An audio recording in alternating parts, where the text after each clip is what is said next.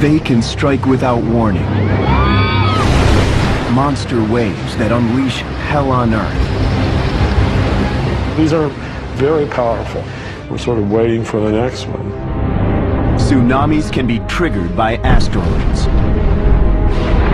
They have been linked to deep-sea earthquakes. And now, a new unimaginable source may have been uncovered. A mysterious island that could spawn a monster wave that could strike 3 continents with unparalleled power. A mega tsunami. This tsunami scenario is a catastrophic threat. The event we're talking about would be an event that would change history.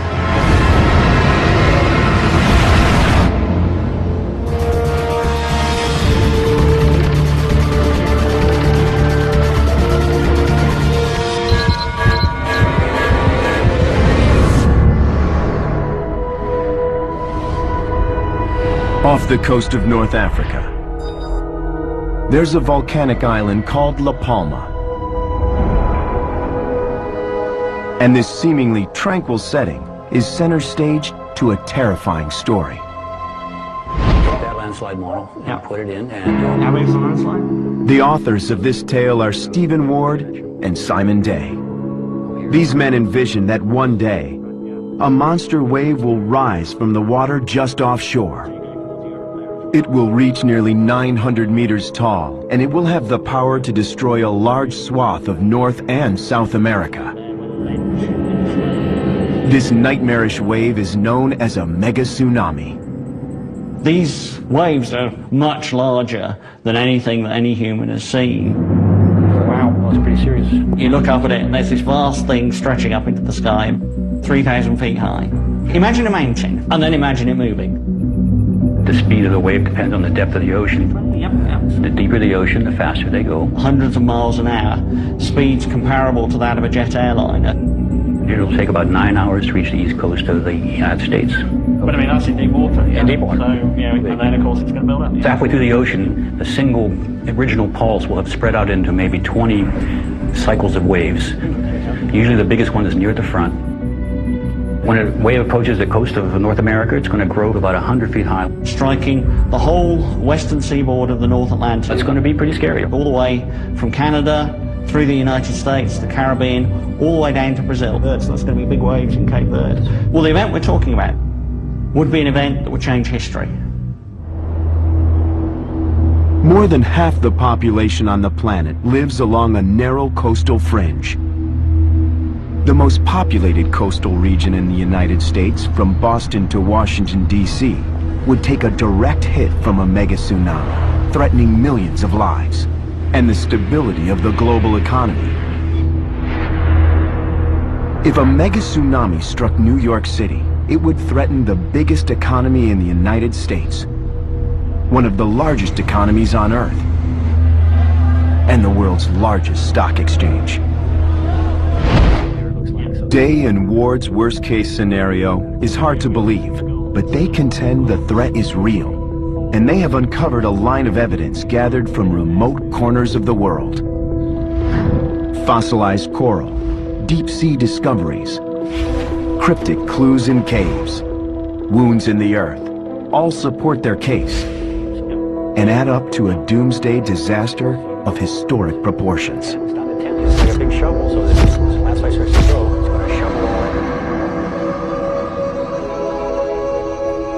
Only a handful of triggers can unleash the devastating power of the tsunami. Perhaps the most obvious are asteroids, like one called Eltanin. More than 2 million years ago, it struck Earth just off the coast of Chile.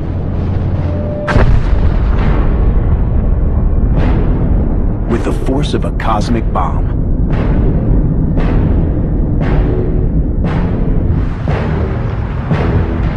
The blast blew a column of water some 3 kilometers high and spawned a series of waves that smashed California, Hawaii, Japan, and Australia. No human has ever witnessed an event like Eltanin. But a second tsunami trigger recently became very real. Jesus Christ, look at that. That wave is a good 15, 20 feet tall.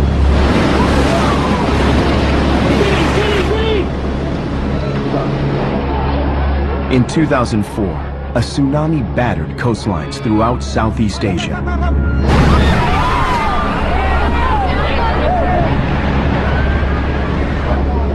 In a matter of hours, more than 250,000 people lost their lives.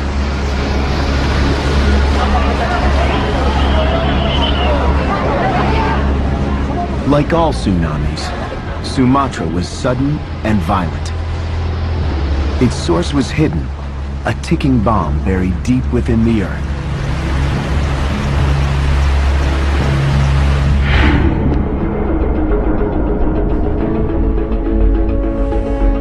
Like a jigsaw puzzle, the crust of the Earth is made of about 12 tectonic plates.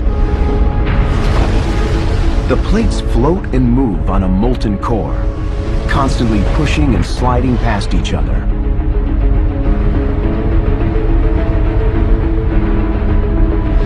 The source of the Sumatra tsunami was where the India plate and the Burma plate collide. One plate had been driving deeper under the other, but the two plates had become jammed. What happens is that there's a slow pressure builds up. This one wants to go by, but it's stuck. And after about 200 years, it finally says, that's enough, and it goes, whoom. It relieves 200 years worth of stress all at once. As these two plates broke free, one fell, the other snapped skyward.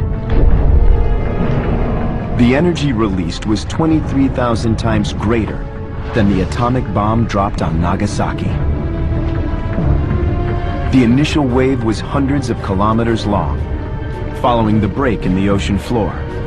When it struck land, the wave pulsed in, and out, and in again for hours with deadly force.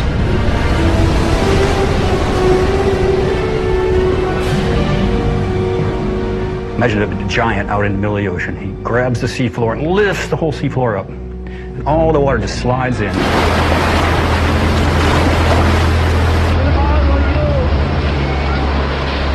There's so much material in it. It's full of stones and sands and debris and cars. People basically get battered to death.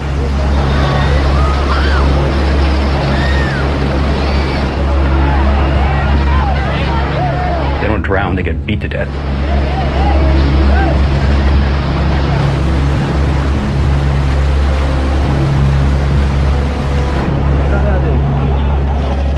The 2004 tsunami was devastating, but tsunamis can theoretically unleash even greater tragedy. The tsunami that we're talking about will be much bigger than the Sumatra tsunami. What we're talking about is the coastline would end up looking like the coastline of Sumatra, a strip of complete devastation, a mile or two deep, spreading from the shoreline inland.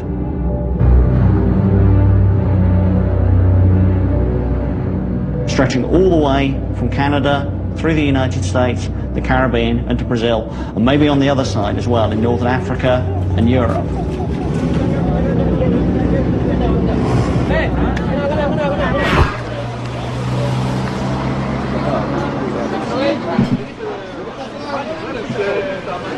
The tsunami threat that Day and Ward fear does not come from asteroids, nor does it come from earthquakes. They suspect that wave will be born from the island of La Palma itself.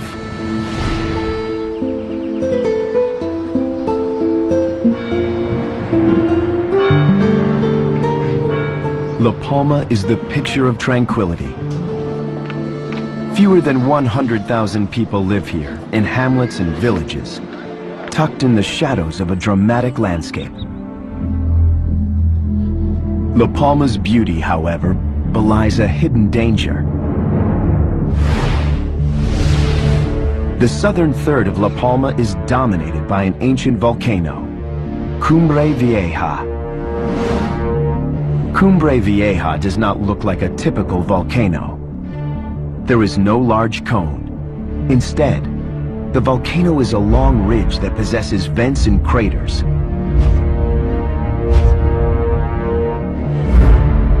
Built over hundreds of thousands of years, Cumbre Vieja appears to be benign. But to Day and Ward, it is locked and loaded to trigger a mega tsunami. But how is that possible? How could a volcano unleash such a deadly oceanic force? I don't understand at all. The way we envisage that the Cumbre Vieja could produce a giant tsunami is if the side of the volcano splits off and slides into the ocean. The potential tsunami trigger is a massive chunk of rock.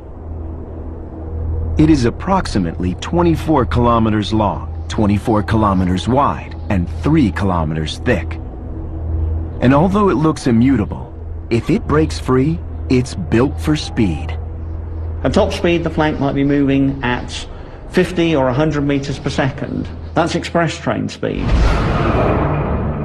According to Day and Ward, the collapse of Cumbre Vieja would be preceded by weeks of violence. Vents along the ridge would send plumes of ash to darken the skies. Lava would pour from fissures and rush down steep slopes to the steaming sea. Hellish fires would burn through forests, scorching the mountainside. Earthquakes would rattle once solid ground, destroying hamlets and villages. And then, slowly at first, as much as 500 cubic kilometers of the island would begin to break free. A wave is born. A mountain range of water that rises more than 900 meters. Within minutes, much of the Canary Islands will be destroyed. An hour later, the mega tsunami will devastate parts of northern Africa and Europe. Before the day is out, North America, the Caribbean, and South America will face monster waves. Fills the crater, when it goes down through the trees over there. It's hard to imagine that a volcanic island can trigger a mega tsunami. Asteroids, yes. Underwater earthquakes, we've witnessed. But many doubt a large chunk of Cumbre Vieja will ever fall rapidly into the sea. Is such a calamity possible?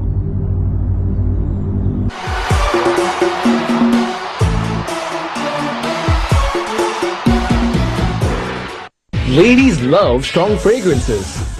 What's the point if you have stained clothes? Nivea for Men Black and White. A great fragrance without the chemicals that cause stains. Prevents white stains and reduces yellow stains. Nivea Black and White. What men want.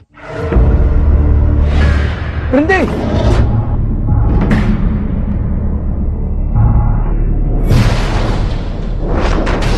Jangan senyum. Saya mau keluarkan uang lah, Toke. Ini kad BSN. Engkau ada? Mohon, ada kad BSN. Ejen bank berdaftar BSN. Ada kad. Dan bila saya dah sah, bukan lagi isteri Encik Nazif, saya akan berhenti. Abang? Abang? Abang, abang? Abang? Abang? Abang? Aku mencari ruang cinta untuk cintaku bagi cinta ini.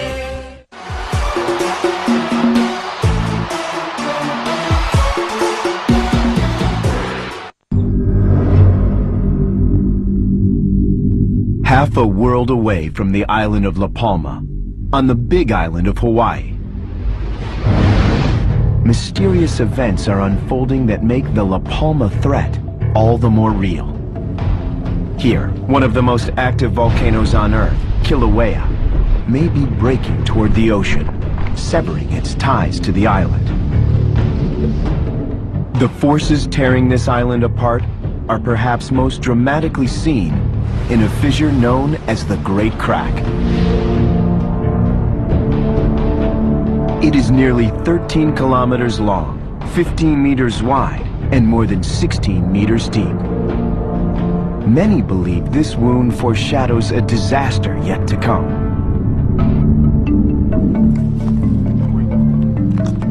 Investigators like Mike Poland are keeping a trained eye on Kilauea.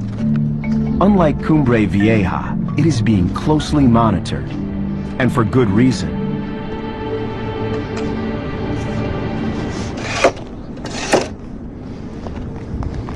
Using GPS sensors, Poland is tracking an epic movement on the southern section of Kilauea that's invisible to the naked eye.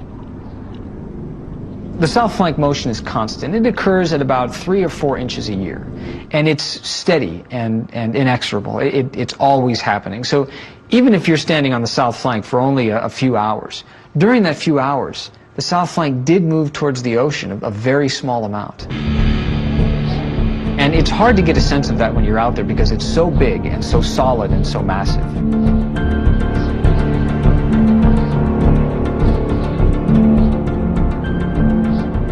The movement of the south flank, like the hands of a clock, is steady. But not long ago, scientists discovered that flanks like Kilauea and Cumbre Vieja can move suddenly and rapidly. In November of 2000, there was the first recognized instance of what we call a slow earthquake or a silent earthquake. And that's when the entire south flank of Kilauea lurches over the course of about 24 to 36 hours towards the ocean by about 1 or 2 inches. And so you're talking about the entire flank of a mountain, and that's millions of tons of rock moving all as one piece towards the ocean. That is rocket speed. That's extremely fast.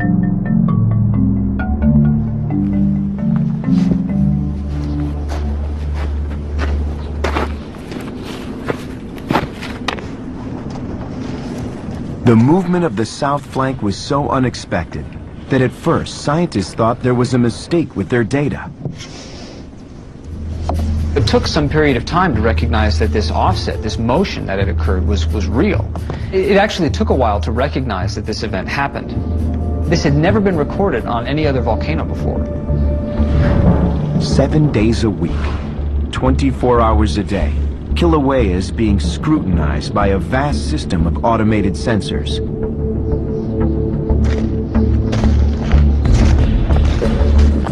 Field surveys serve as a backup in anticipation of the next surprise move.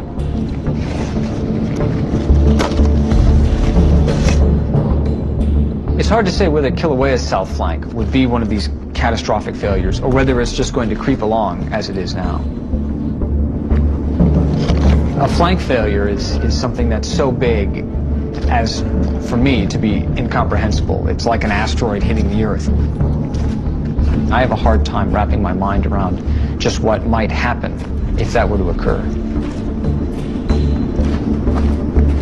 Although it may be hard to imagine, there are clues suggesting that Hawaiian flanks have failed in the past, and that they've triggered monster waves. You just have to know where to look.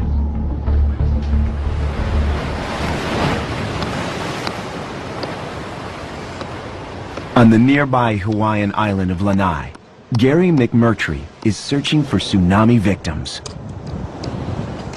His quarry? Ancient coral, whose broken bodies provide testimony to an actual disaster. Coral reefs rim the islands of Hawaii like jewels of a crown.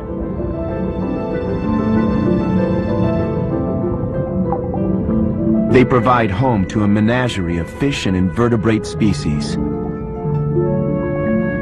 While appearing static, corals do grow and expand their ranges, spreading out on the sea floor.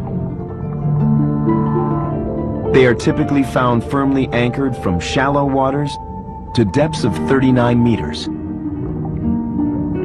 Investigators, however, have been finding ancient coral on land, which is not unheard of. But what is surprising is where they've been discovered.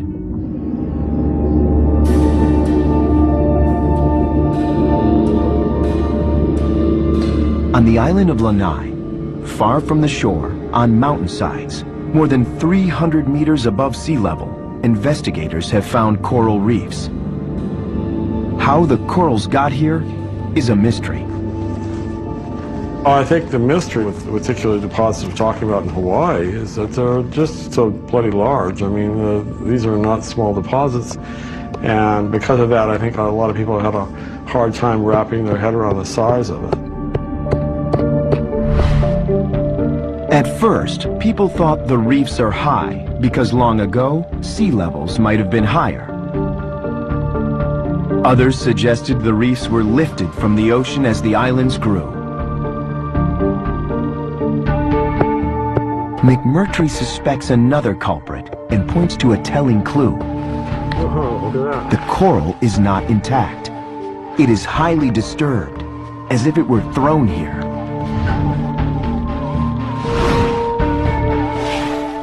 They're, a mixture of terrestrial and marine. It's a hodgepodge. Sometimes it's reversely graded and the boulders are up on top instead of on the bottom. And it's a topsy-turvy kind of deposit. McMurtry thinks there's a more likely explanation for the coral deposits. There's another mechanism that could have smashed coral onto the side of the mountain. A major tsunami. And if that were the case, McMurtry believes the tsunami would have left other clues. On the seafloor surrounding the Hawaiian Islands, researchers have found a massive mound, a geologic formation spanning more than 8,300 cubic kilometers. At first it was considered an underwater mountain, but now it's widely accepted that it's the remains of a volcanic landslide. To get a sense of the scale, consider the eruption of Mount St. Helens.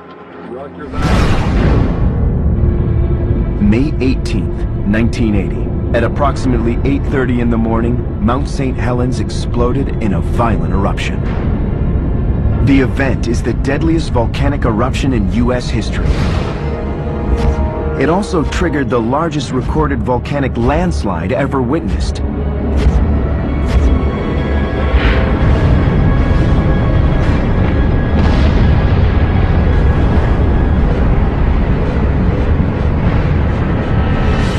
The slide was enormous, but the slide off the coast of Hawaii is more than 400 times larger. There's the event. You have the initial wave. Huge wave hits the west coast of the Big Island. We dropped a big hunk of the island of Hawaii onto the seafloor. Computer simulations of the slide reveal that it would have produced a series of tsunami waves that drowned the Hawaiian Islands. The slide has been named Alika 2. And McMurtry suspects that it ripped entire coral reefs off the seafloor and then plastered them onto the mountains. This is Koholave. Look at that. It's just practically completely inundated by some of these waves. The tsunami waves completely sweep the beach. I mean, we're talking about the composition of the beach, and that's what we see. We see everything. The sand that was there, the sand that was offshore, the pebbles, the boulders, the coral heads, all that stuff is thrown up on land. Now, the reefs are completely wiped out every time this happens. I mean, these are very powerful, very powerful. If Alika 2 did create the coral deposits, McMurtry knows there's one fact that would make the case. The age of the slide would have to match the age of the coral deposits. To date the slide, McMurtry measured the amount of marine debris that has rained down and collected on the underwater deposit over millennia. Think of it like dust on an old piano. It accumulates, and you can figure out how long the piano's been there because it's got so much dust on it, right? And you can do the same thing with these big landslides. In his lab, McMurtry prepares ancient pieces of coral for dating. The corals are weighed, cleaned, and pulverized. When McMurtry compared the dates, he found what he was looking for. The date of the Alika 2 slide and many of the coral deposits coincide. All the evidence points towards large tsunamis, very large tsunamis. That's the only thing we can think of that would produce this. It's not a debate anymore. It's for sure a tsunami deposit. What else could it be? It's now clear to investigators like McMurtry that volcanoes can trigger tsunamis, and scientists are continuing to find evidence in Hawaii for ancient tsunami events. McMurtry thinks it's time that the threat of a volcanic flank failure, like the one posed by La Palma, should be taken more seriously. Volcanic flank failures have not been on the radar as much as other types of phenomena. People know that there's earthquakes, and earthquakes generate tsunamis, but in fact they're not even the biggest tsunamis. Compared to what we study on these volcanic flanks, they're kind of small. We're sort of waiting for the next one. The cause of a volcanic flank collapse is still a mystery. Perhaps it's the sheer mass of the flank being pulled by gravity. Maybe it's magma, permeating cracks and fissures that push the flank free. In a search for clues, investigators race to where few have gone before, into the hearts of volcanoes.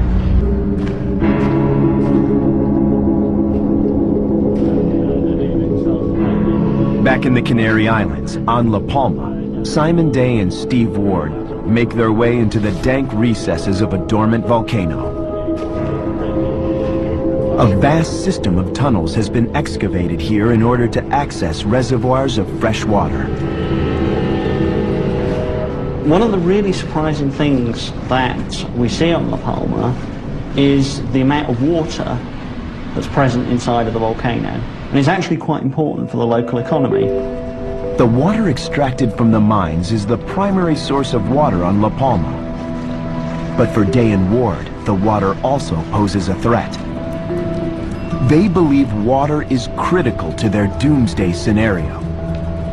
It is water that could ultimately push the western flank of Cumbre Vieja into the ocean, triggering a mega tsunami.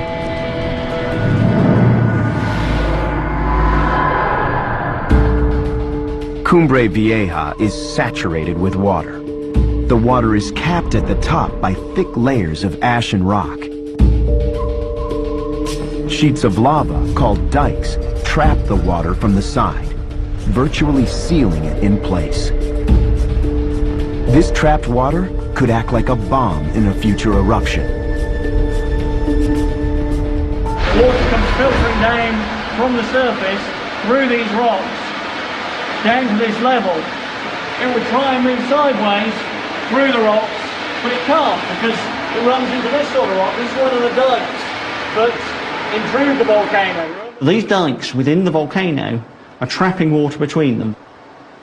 Then another eruption occurs. More magma is coming up through. The magma in the new dike is very hot, 2000 Fahrenheit. So it heats the water. If the water was able to escape, it would just flash to steam. But of course it's trapped between the dikes. So it's like the water is in a pressure cooker. You heat the water, the pressure goes up. And it's that extra pressure pushing on the rocks to either side that we think is going to be the cause of the flank of the volcano eventually collapsing in some future eruption. Very porous material, there's lots of water in there, and so when the dike comes in... Day and Ward suspect that pressurized water could be the death nail for Cumbre Vieja, the final push. That's because Cumbre Vieja may already be showing signs that it's breaking free toward the sea.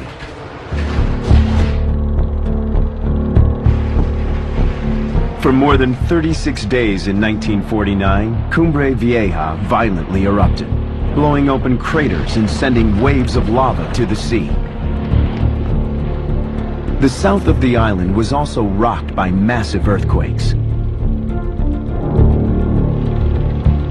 Among the last craters exposed is arguably the most dramatic, Hoyo Negro.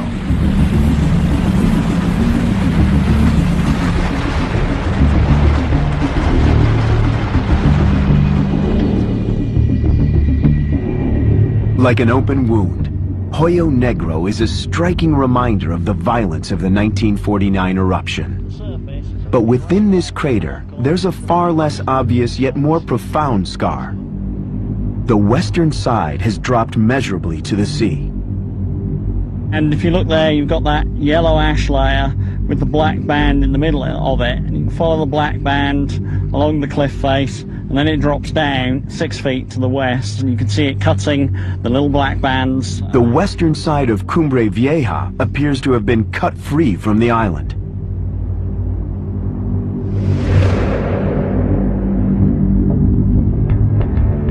The volcano may have been severed by a fault that runs along the ridge of the mountain for more than 3 kilometers. For much of its length, the fault is hidden, buried under rock and stone, just beneath the surface of well-worn footpaths. But the fault does periodically break the surface in plain sight. And when it does, the story is always identical. To the west of the fault, the island has dropped measurably. It's exactly the same as before. The western side here has gone down by a couple of meters relative to the east side. Critics contend this is not a fault, but a mere surface crack. Day and Ward disagree, and they point to compelling evidence. Like a fault, the fissure runs a consistent and direct line. The western side of the fissure is always moving toward the sea. So in fact, it happened during the earthquake. It's long and straight. When you walk along that crack and measure one side to the other, you get a consistent offset and a consistent sense of direction. As an earthquake seismologist, that's very convincing. If the fissure was merely a crack that appeared during the earthquake, Day and Ward suggest there'd be cracks all over the island. The volcano's surface would look like a shattered windshield. And this is not the case. If the structure at the top that formed in 1949 was just surface fissuring rather than a fault cutting down deep into the volcano, then we'd expect to see similar fissuring all the way from the summit down here to the coast. And especially here in the cliffs, we'd expect to see similar fissuring in these rocks in the cliffs here. And we just don't see that. To these investigators, Cumbre Vieja is vulnerable. Collapse may not be imminent, but it is inevitable. Some of the most provocative evidence is best considered from the air.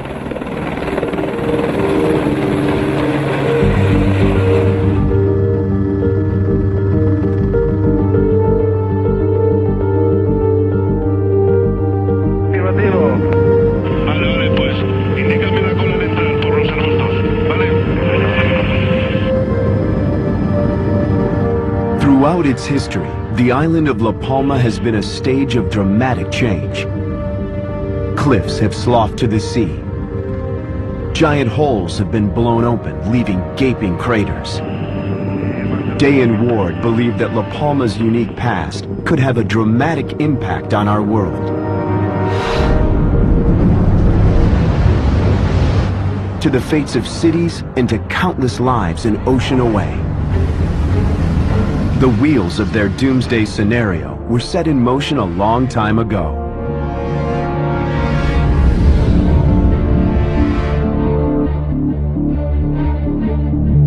La Palma was once home to another volcano called Cumbre Nueva. Its reign came to an abrupt and violent end some 560,000 years ago, changing the face of La Palma. After the collapse, a series of vents emerged, creating 3 rift zones. As lava poured from the nascent rifts, it gave rise to Cumbre Vieja. Cumbre Vieja's formative years are critical to Day and Ward. That's because the western flank was built on rubble, the remains of Cumbre Nueva. This makes the western flank inherently unstable. But what's more critical is that over time, the rift zones transformed. First, the northwest rift became inactive, followed by the northeast. Today, the north-south zone stands alone. It is now the only outlet for eruptions, threatening to tear the island apart. This pattern of zone reduction is seen again and again in the geologic record, just prior to volcanic collapse. Right, so Steve, what we're doing now is we're flying up the north-south rift zone, and this is the one that's active now. So what we can see here is Crater El Fraile, Hoyo Negro, Nambroque, all defining this north-south line of volcanic vents that's cut north through the volcano over the last few thousand years, and that's all parts of the reconfiguration of the volcano. This reconfiguration seems to be a sign that a collapse is impending. What we see as a pattern on these island volcanoes is that there's a fundamental structural reconfiguration with a reduction in the number of rift zones before the collapses occur.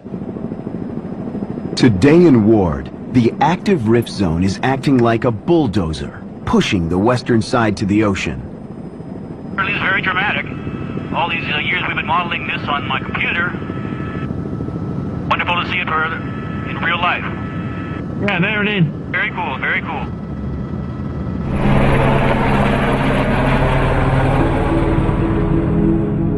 The evidence gathered in the field clearly points to a threat. In some future eruption, Cumbre Vieja could fail catastrophically. And if it does, the western flank will tear into the sea. But will it trigger a mega tsunami that will devastate shores half a world away? How do you calculate the impact of a wave no one has ever seen?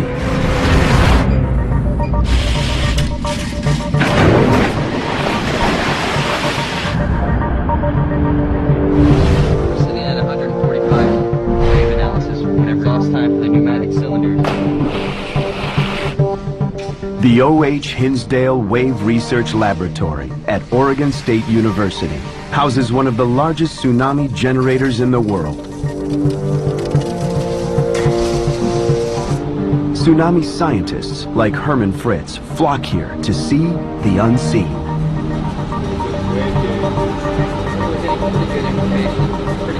As tsunami scientists, we are likely never to actually see a tsunami wave, no matter how many times we go into the field. One of the closest things we can get is really in the laboratory to do a large-scale experiment to try to reproduce some of these scenarios and see those tsunami waves at smaller scale in the laboratory. Coming down in 15 seconds.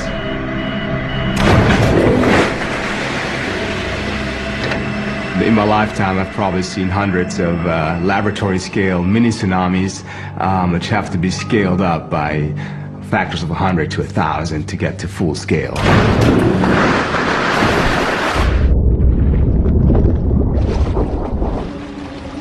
As part of his work, Fritz is investigating how far a tsunami can travel and still pack a deadly punch.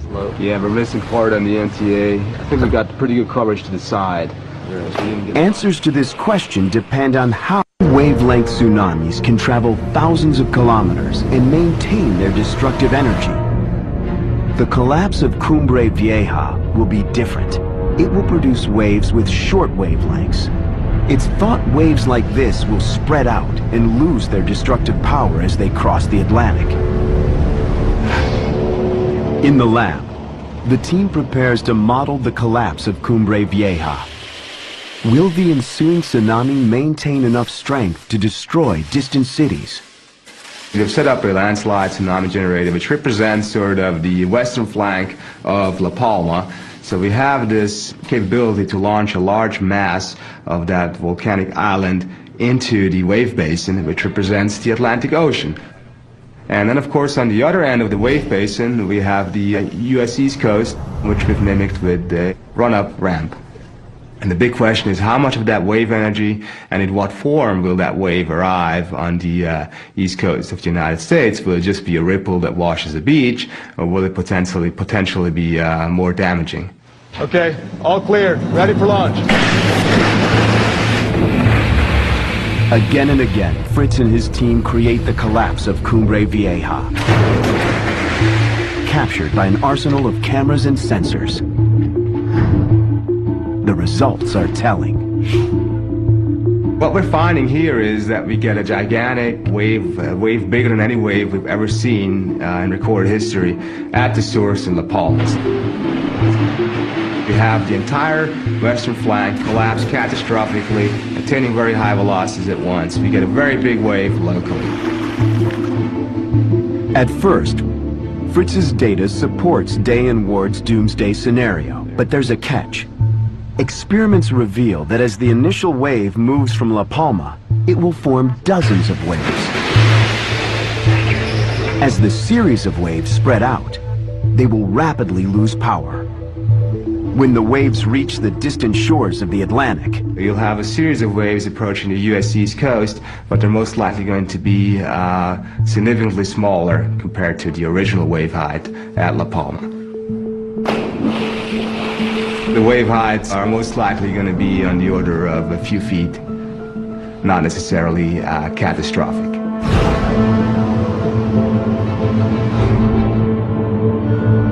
The potential disaster posed by Cumbre Vieja could be epic to the local islands, threatening tens of thousands of people.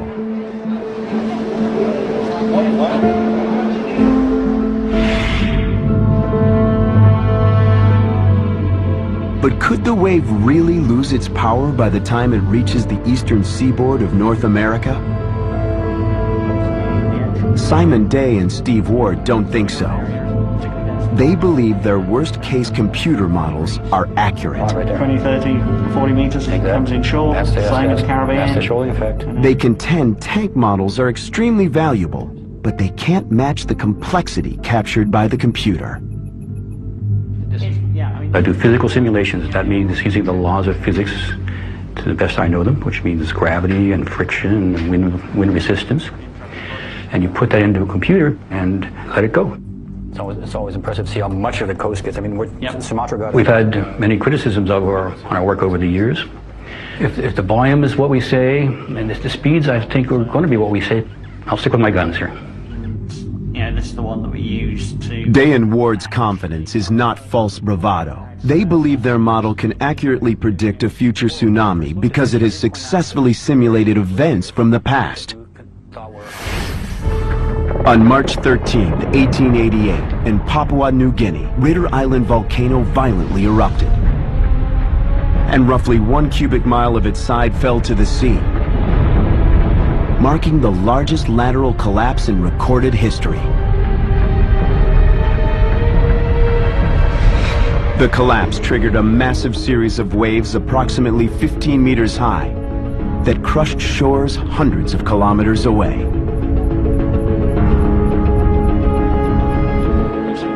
Day and Ward's model matches eyewitness accounts with striking precision. But there's more. It appears tsunamis with short wavelengths can maintain their power over great distances.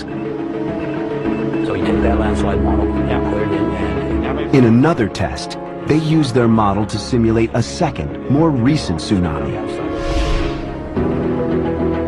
In July 1958, in Lituya Bay, Alaska, a landslide sent as much as 53 million cubic meters of rock crashing into the water, triggering a tsunami. The waves surged over the opposite wall of the inlet to a maximum altitude of 524 meters and rocketed through the bay at speeds reaching 96 kilometers per hour. Again, Day and Ward's model captures this event with precision. So the model really works, it really gets it right. And that gives us confidence that the model is successfully predicting what a collapse of La Palma might produce in terms of a giant tsunami. If Cumbre Vieja does collapse, it raises a profound question. What, if anything, can we do in the face of catastrophic destruction?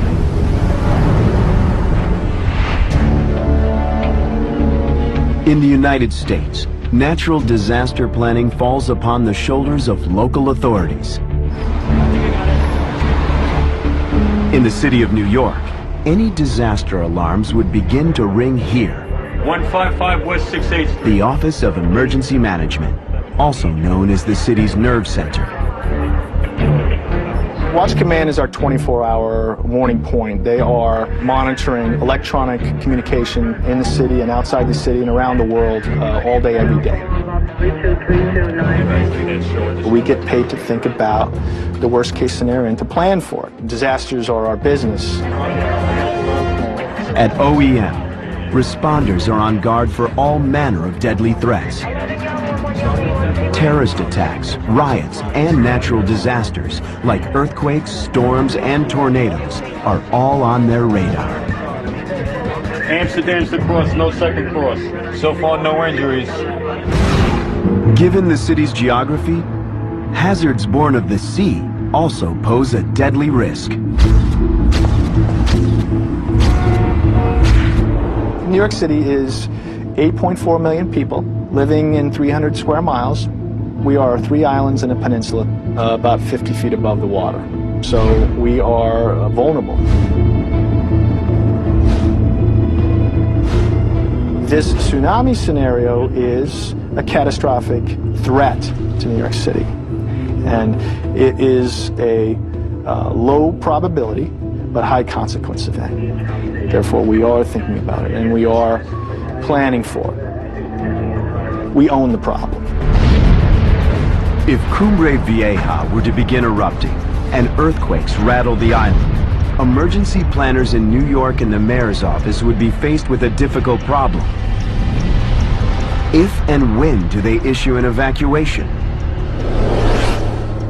People living in low-lying areas like large swaths of Brooklyn, Queens, and Lower Manhattan would be the most vulnerable to killer waves. Getting all residents to safety could take up to 18 hours. If officials wait until the tsunami is triggered, the evacuation would be a race against time. That's because the wave would rocket across the Atlantic in as little as 9 hours.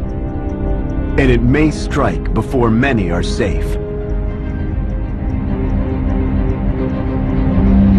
On the other hand, if the order to evacuate is given too soon, and an eruption of Cumbre Vieja does not lead to a collapse, the financial cost of a false alarm would be staggering. 55 hours. This is OEM based, about to commence with the health and medical roll call. Montefiore Medical Center, Moses Division. At OEM, the lives of millions are at stake.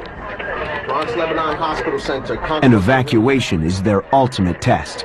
Calvary Hospital. An evacuation order is one of the toughest orders that a mayor can give, because, especially in New York City, it affects hundreds of thousands and even millions of people. Jobs can get very big very fast. In a disaster, that's when confusion sets in. Our job is communication coordination. In an evacuation, the New York Stock Exchange would go digital. Ports would be locked down. Businesses closed. There are 3 evacuation zones. People in floodplains would get the order to evacuate first. Residents would be instructed to report to evacuation centers. From here, they would be routed to shelters. The primary conduits to safety would be mass transit. The city's veins and arteries, which pulse in and out of New York, would be redirected to flow inland. The city's fire department would be called into action to evacuate hospitals, nursing homes, and those with special needs. The NYPD would be charged with enforcing the evacuation order. As thorough as plans are, success depends on execution. And questions remain. How many people would be left behind? How many would survive a mega tsunami?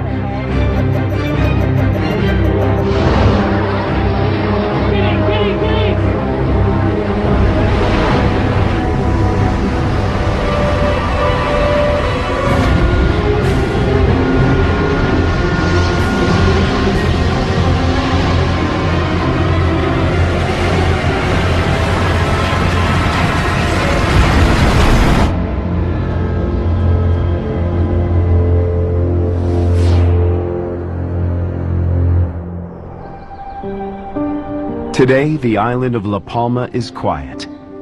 The volcano is at rest. The ground is still. But even now, it has much to say. Investigators are coming to recognize that seemingly immutable volcanoes do move. And when they do, they have the power to change the world.